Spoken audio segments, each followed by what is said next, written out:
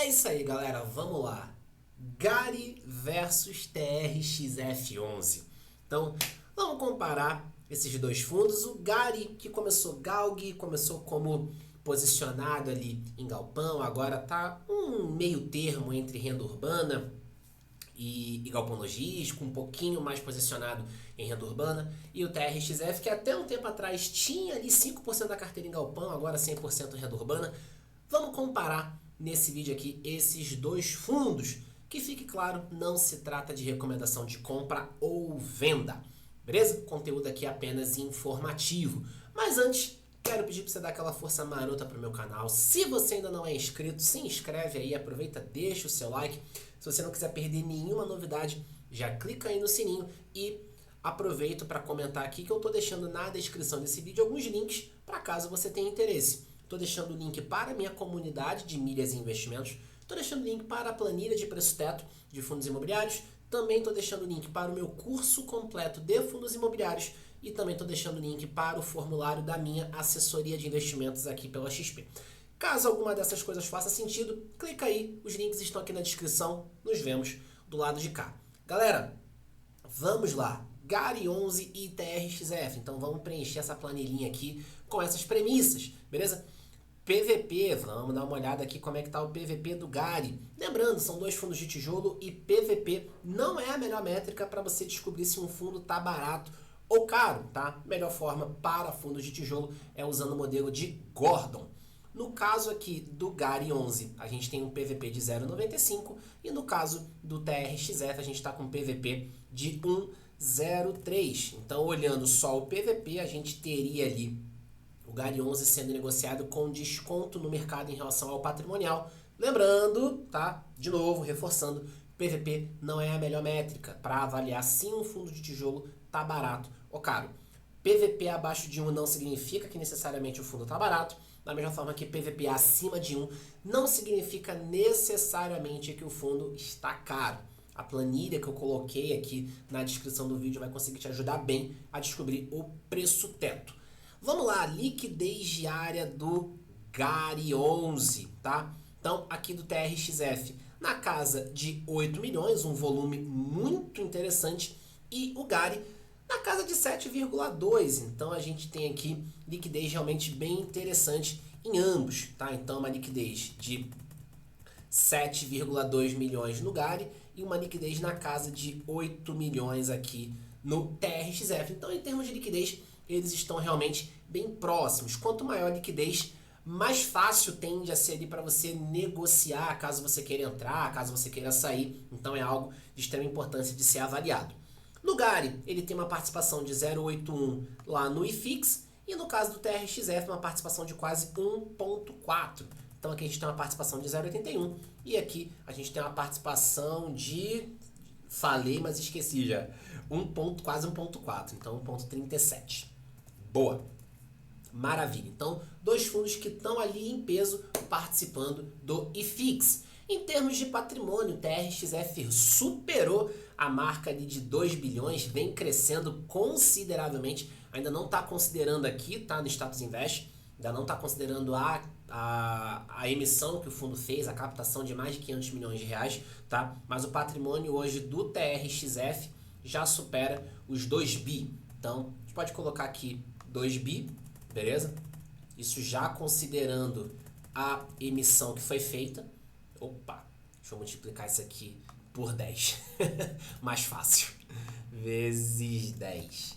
Boa, maravilha. Então a gente já tem aqui 2 bi de patrimônio e por parte do GARI, a gente consegue pegar até no relatório gerencial que já é mais recente, tá?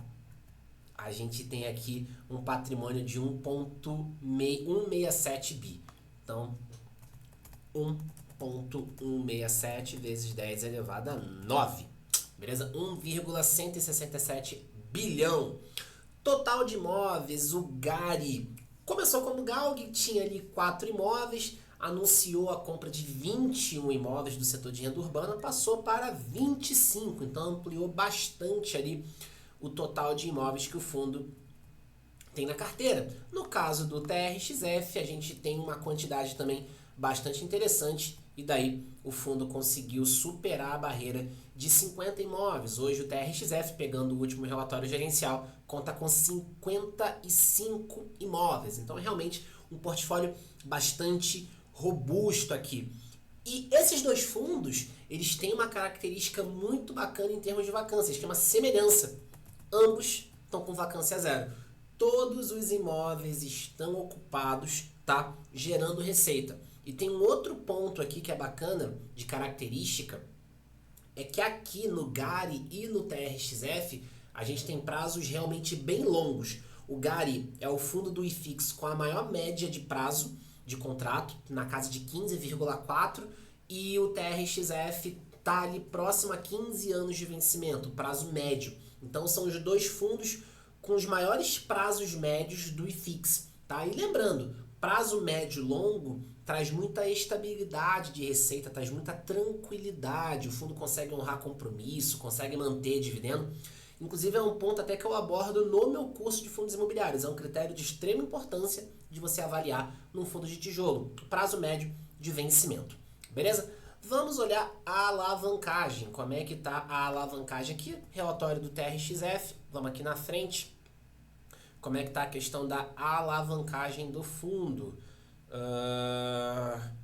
Aqui, em termos de alavancagem, a gente está com uma alavancagem de 32%, tá? Obviamente, a gente está com um caixa bastante reforçado, o fundo fez uma captação robusta, tá? E, obviamente, o índice de cobertura acaba ficando bem interessante. Mas antes aqui dessa emissão, a gente estava com um índice de cobertura na casa ali de umas 3 vezes. Então, o fundo tinha uma necessidade de uns 40 e poucos milhões e estava com mais de 140 milhões em caixa. Tá? Então, no geral aqui, o fundo conta com um nível de cobertura bem interessante. Tá? Então, a nossa alavancagem aqui no TRXF está na casa de 32,1%. E aí é que entra a questão do prazo longo, vacância baixa. Por mais que a alavancagem seja alta, o fundo está com todos os imóveis gerando receita, o fundo tem prazo longo, então isso dá muita segurança para ele conseguir pagar as obrigações. Ele não está, apesar de ter uma alavancagem alta, não machuca o fundo porque ele tem bons fundamentos, principalmente em vacância e prazo médio.